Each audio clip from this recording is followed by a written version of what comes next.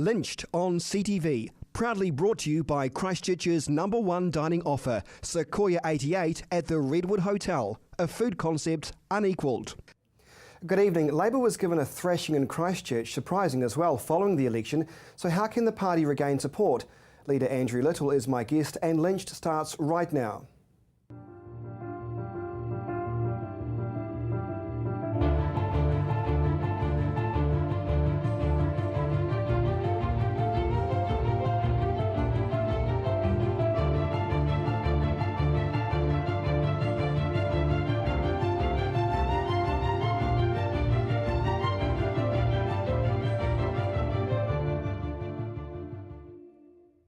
Thanks for your company tonight. Well, is Christchurch slipping off the political agenda after the city's Labour MPs fared fairly badly in the party's caucus reshuffle? Talk about Clayton Cosgrove or Ruth Dyson, the face of the earthquake recovery for Labour. Both slipped into the pool of unranked MPs, but does it actually mean anything at the end of the day? Labour leader Andrew Little joins me. Ans, good evening to you. Good evening, Chris. Does it mean anything at the end of the day, or did the media beat up this one too much? No, it doesn't mean anything at the end of the day. What was important is that, at least for Christchurch issues, that experienced hands, people who have been dealing with the issues before, senior MPs, who I have immense respect for, continued in those roles. And Ruth Dyson, you've got a very strong advocate on Christchurch issues. And you've got up-and-comers too, like Megan Woods, who's now got a more senior role. I see her as a very important future talent. She's got important responsibilities, but her Christchurch links and identity are equally as important in the work she's doing. So I think Christchurch can rest assured that we continue to take Christchurch and Canterbury issues very seriously, and there are good people advocating for those issues. I have to admit, and I guess I wouldn't be just the only one to admit this, I was surprised by how badly Labour did in the Christchurch areas. Were you, or did you see that coming? Because there was always a sense when you watch programs like Campbell Live, you're on the radio, on Talkback, on Facebook, oh, the government's so bad, they're not helping out with the rebuild of the city, etc. and so forth. But at the end of the day, that wasn't a true reflection in the end result, was it? Or was it? I don't think Canterbury was too different to the rest of New Zealand in one important respect, and that is that they didn't see Labour as ready to provide government. They didn't see Labour as organised, as on top of the issues, as even dealing with the issues. And even though I think we had done a good job through our MPs on the earthquake issues, I think the underlying sentiment was, well, that's one thing, and we might like most of our local Labour MPs, but the party isn't ready to govern, and so our party vote dissipated even further. I think it was probably more the school thought there was the fact that, was it too dangerous to go with an opposition party? Would that prevent the rebuild even more? Is that a fair comment? Well, I think in terms of potential coalition partners, yeah, I think there was some resistance, but I think the real problem was we hadn't indicated far enough out from the election who our most likely coalition partners were, and secondly, what of their policies we would take and we wouldn't take. And I think there was just a confusion about what a Labour-led government would look like, with Greens, New Zealand First, and even the spectre of internet mana and all those sorts of things. And I know from campaigning, people were deeply resistant to internet mana. They thought that Greens and New Zealand First would be too much of a mishmash, and we weren't clear enough about what a coalition government would look like under us. Well, yeah, that's right. You look back now and you think, gee, what an absolute mess the internet party was.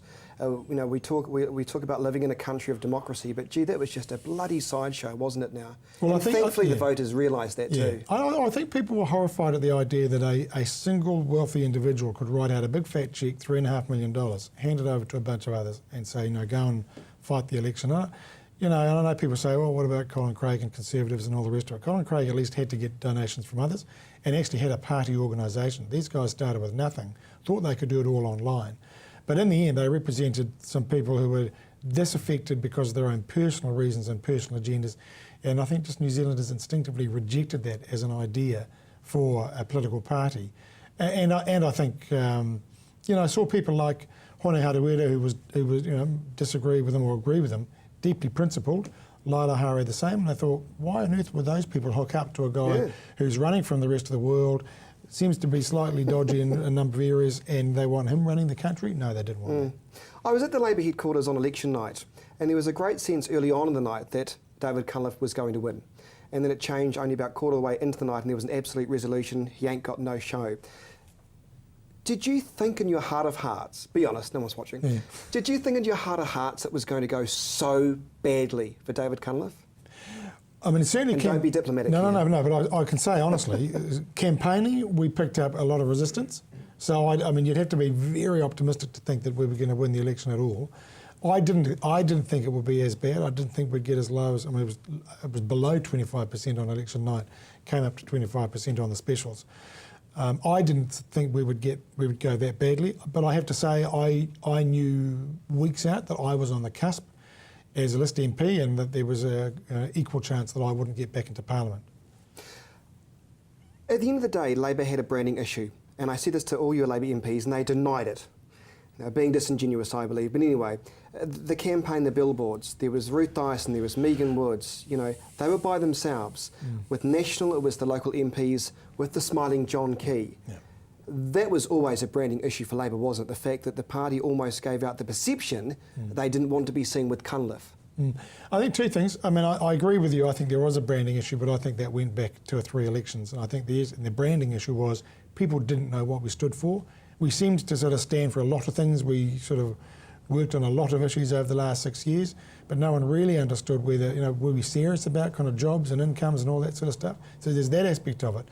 The aspect about the hoardings and whose faces should appear on it, part of the difficulty was David Cunliffe hadn't even been in the job a year, hadn't really had time to establish himself as the face of Labor, and so I think there was a discussion about do you plaster him all over the hoardings or not. I mean, we had a bus travelling the country and his was the only face on it, but I think there was just a doubt about whether it was kind of safe enough to put somebody on the hoardings or the leader who hadn't established himself or at least his image in the minds of New Zealanders during this campaign. You've spent the whole day in Christchurch today. What is your perception of what's going on? When you get a chance to look at not just the suburbs, the CBD, are you seeing progress? Are you seeing a sense of urgency, for example?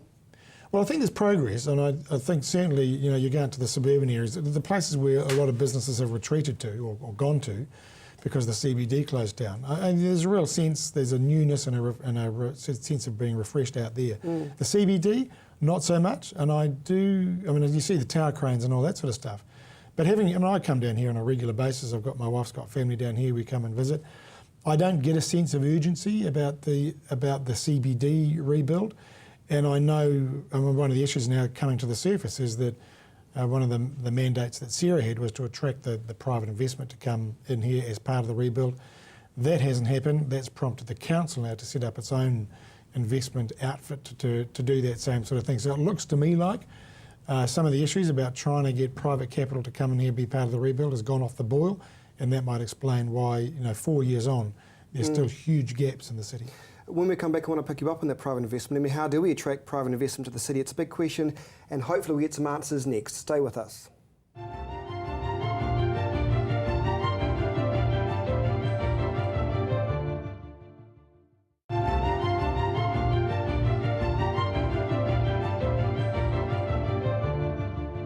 Welcome back to Lynched on CTV. My guest tonight is Labor leader Andrew Little. Andrew, you were quite scathing of Ian Rennie a couple of weeks ago and saying, in terms of the Roger Sutton fiasco, of course, just last week he finally apologised for the way he handled that awful media conference. Do you stand by your comments that he needs to go? Yeah, what I said was he should be stood aside and an investigation take place. I mean, my concern is that for a guy whose central job is to maintain the standards of the public service, he made a spectacular misjudgment. I mean, the fact that you'd have a senior public servant under investigation for serious allegations and then have a finding of serious misconduct and then allow the guy to run a media conference saying he's standing down, that showed such a lack of judgment that I think there is a question about whether his judgment means he's fit to continue in that job. So what I have said is he should be stood aside, an investigation take place to decide whether he is fit to do the job. If somebody says, yep, it was just a mistake, well, we'd have to accept that. But I think there is a real issue about his judgment. What do you make of Sarah, Canterbury Earthquake Recovery Authority? Have they done a good enough job? Because my interpretation now, and I might be wrong, is it seems to be a communications department on behalf of the government, nothing more, nothing less. And Chris Hutching from the NBR was on the program last week and he was saying trying to get any information from them that was other than glowing was incredibly hard. This was an agency set up with a mandate to help recover Christchurch. Have they achieved that, Andrew Little? Well, I think they were set up with very good intentions. It was the right thing to do. Absolutely. Because, the City Council was equally in crisis, the whole city was in crisis. was the right thing for the government to set up an agency to provide the kind of direction and support that was needed because the job was so big. But I agree with those people who have increasingly drawn the conclusion that it just starts to look like an extension of Jerry Brownlee and perhaps acting a little bit too politically. Is that actually what is, and I think the classic example, which I gave earlier, was one of their mandates was to attract private capital and back into the city as part of the rebuild. They haven't done that. They've had big issues on their plate, but I think now's the time perhaps to now look at Sarah dissolving, handing the responsibilities back to a council that I think has shown that it's capable of doing the job. It's got good leadership, it appears to me, in place now, not just Leanne Dalziel as mayor, but actually at the management level as well. Getting to grips with the task, they've made a very difficult decision to now put out this issue for the long-term plan about raising the money to meet the gap, the funding gap. Those are hard judgment calls. They've done that. I think the City Council is equipped now to pick up the full role of the rebuild, take over from where Sarah has kind of got to, and let the locals control it. Sarah is supposed to sort of be dissolving in some respects, but if anything, it seems to be getting bigger and bigger.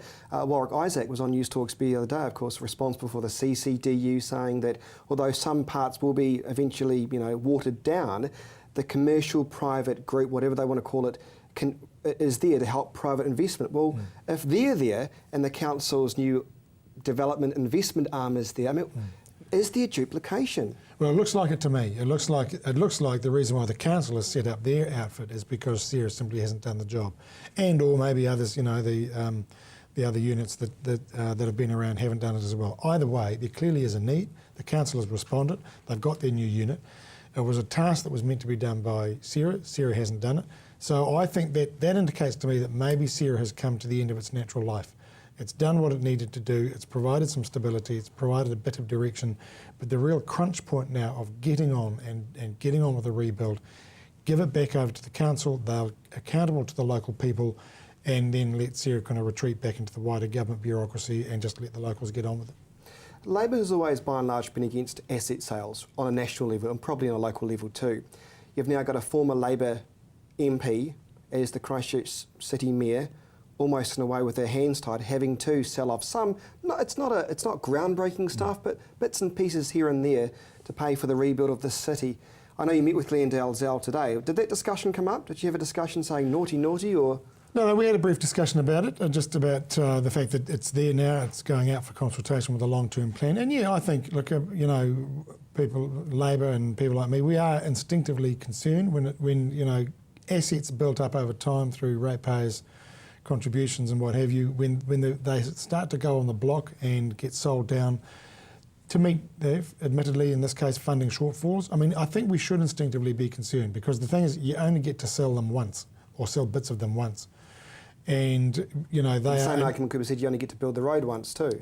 Well, yeah, except with these assets, they provide a dividend. They have provided some cash flow to the council. Once you start selling them down, part of that cash flow goes elsewhere, and you never get to replace that. And that then puts pressure on the future rate stream as well. So, I think Christchurch City Council is in a very difficult position.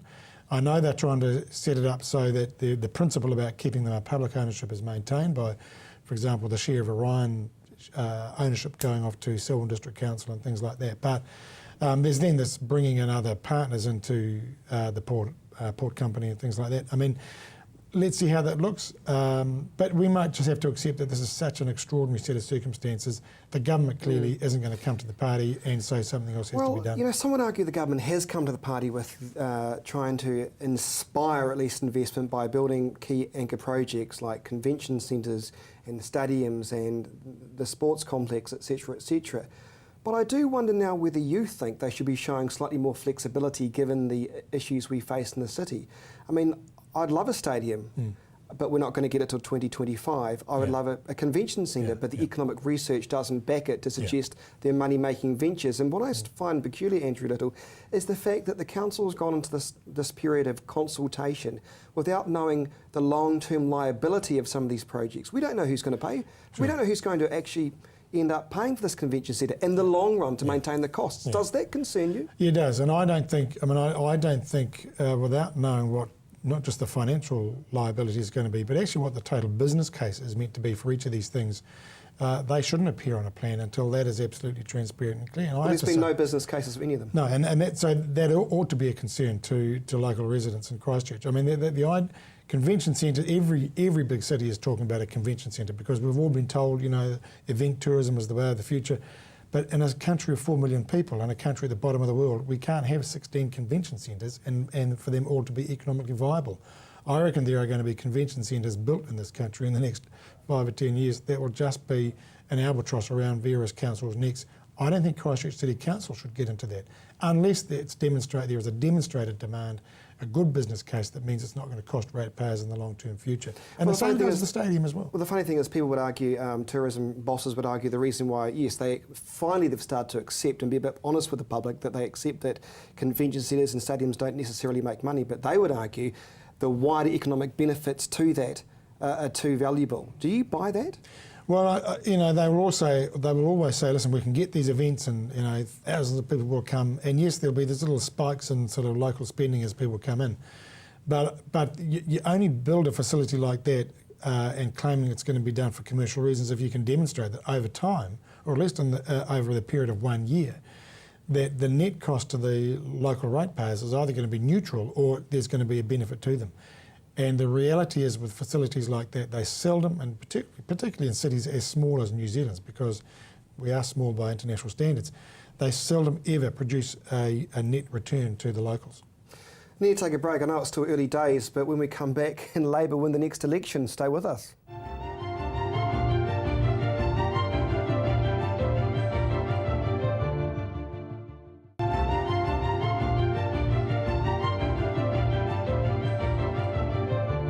Welcome back to Lynched on CTV. My guest tonight is Andrew Little. Andrew, in terms of the council's issues, they accept, or we have to accept as a city, that partial asset sales is not just the answer, but also rate increases of potentially 13% next year.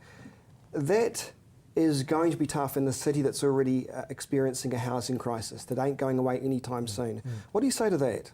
Listen, I think a lot of big councils are grappling with this issue about rate increases. 13% sounds very high to me. And I think, the pressure is going on all councils to look at what they can rein in, what they can cut. I don't know all the local issues and what might be driving rate increases of that much. But that sounds high. I think local residents need to be looking very carefully at what is put up in the long-term plan and what is put out in the consultation that the council has to go through and really question about what is needed and perhaps what can be ditched. Because in terms of the housing crisis in Christchurch, it still exists. You've got, house prices in Christchurch are above the national average, and you've got rentals as well. People are paying extraordinary amounts for rent now for obvious reasons. I'm not being unsympathetic about it. But all that also says that significant rate increases on top of that is going to make life really difficult for a lot more people. What is the answer here to deal with Christchurch's housing crisis? I know Labour had a crack at it, saying, Kiwi build programs and bring more people in. By and large, the public didn't actually buy that, did they?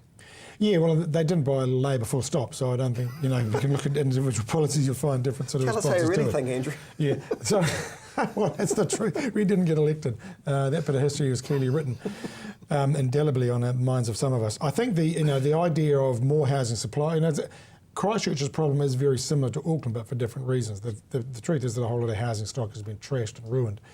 We need more housing stock, and you've got a whole bunch of people coming in from outside to help with the rebuild. So more housing stock is needed. I think the government, the state, can actually help accelerate the house building program through the power of its procurement and with its means. And I think that is a role that the state should play at this point in time of Christchurch's history. I want to talk to you about your future plans, your future goals. I sound like a gym instructor when they go to the gym and ask you what nutrition plans you're on. That's right. Prime Minister? Yeah, listen, you don't take on the role of Leader of the Opposition and not expect to be Prime Minister, not work hard to be there. And so you've had some King Hicks in Parliament against Key. You've done pretty well. You must be feeling pretty pleased. Listen, I'm very pleased to have ended the year on a good note for myself personally, for the caucus and for the party. That's a good question, actually. Why do you think you've ended? Why will you end the year on a good note? Well, I think I've performed well in the House. I think the issues that have come my way, I think I've handled very well.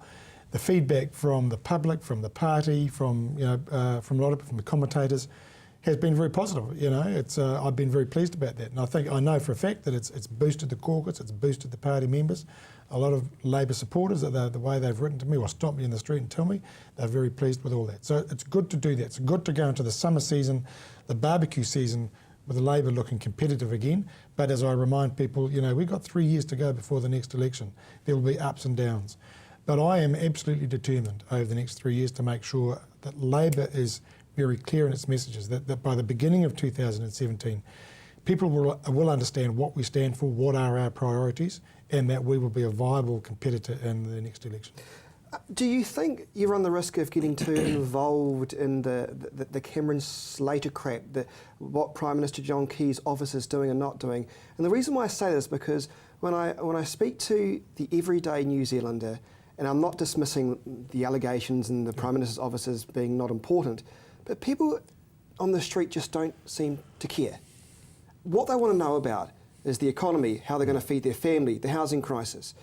Have you been told, or do you get any advice on whether or not the Cameron Slater SIS stuff, how important do you see that as being, though? I know it goes to the heart of John Key's credibility, but on Talkback, I don't talk about it because they don't want to know. Yeah, I think I'm not saying let's be ignorant about it. I'm just saying there's got to be a fine balancing it between you being in opposition and not getting or bring yourself to the level of crap. Yeah. So we need to cut that, don't we? Cut the crap. That's right. Don't they? I heard that before. Yes, it was now, good. So I think I did like that, actually. So there are two things there. I think one is that people want to know from us what we stand for, what is important to us, what we're going to argue and fight for New Zealanders, and you know we're doing that. And I set out in a speech a couple of weeks ago my views about future of work, because we really got to be thinking about that now, and therefore a relationship with business and what we want that to do. But the other thing is people also want to know that they have a Prime Minister who does act with integrity, who isn't going to use his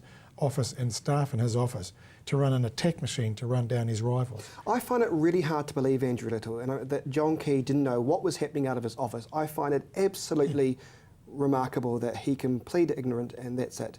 And I think that's the report from the Inspector General of Intelligence and Security confirms. His Deputy Chief of Staff knew and was integrally involved in it. He had a staff member, Jason Eade, integrally involved in it, and confirms that they were in personal contact with Cameron Slater, a tech blogger, feeding information, drafting up Official Information Act requests, drafting blog posts to go on Cameron Slater's blog. That was all happening 2 doors down from the Prime Minister's office. I will ask you this question though. Do you think Cameron Slater must have something over the Prime Minister? Because the Prime Minister will never outright come out and condemn his relationship with Cameron Slater. And I've noticed, and we're talking off the air about Twitter, how I think it's a nasty piece of equipment, really. But I'm noticing on Cameron Slater's things that people aren't liking his things or retweeting. There's a sense, I believe, that people want to distance themselves from him. But John Key refuses to in a roundabout way.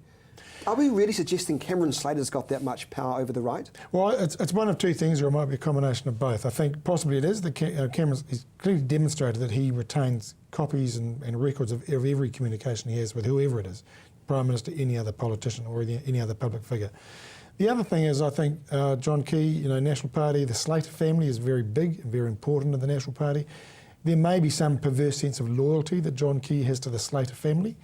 And that might be driving it. I don't know. Either way, I think there is a thing about when you're in a public office leadership role, notwithstanding the strength of your personal links to some individuals, if they are causing a problem, actually you've got a duty to the public to distance yourself or to say that's not acceptable and step out of it. John Key hasn't done that yet. And now we just talk about what I hate talking about.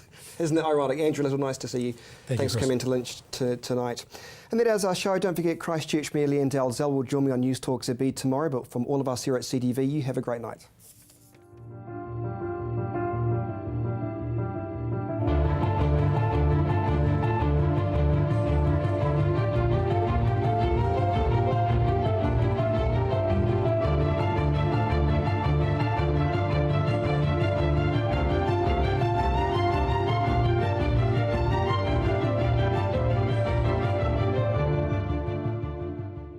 Lynched on CTV was proudly brought to you by Christchurch's #1 dining offer, Sequoia 88, at the Redwood Hotel, a food concept unequalled.